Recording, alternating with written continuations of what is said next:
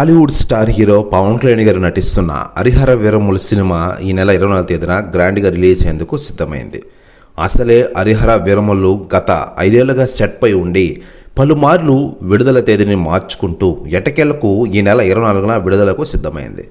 Makers Pawan Kalyan గారు లేకపోయినా రాకపోయినా వీరమల్లు ప్రమోషన్స్ కోసం ఇక స్టార్ట్ చేసిన విషయం తెలిసిందే. ఈలోపే హరిహర వీరమల్లుకి అనుకోని కష్టం వచ్చి పడింది.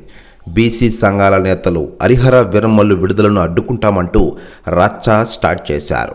కారణం పవన్ కళ్యాణ్ గారు నటించిన హరిహర వీరమల్లు సినిమా ముమ్మాటికి కల్పితం.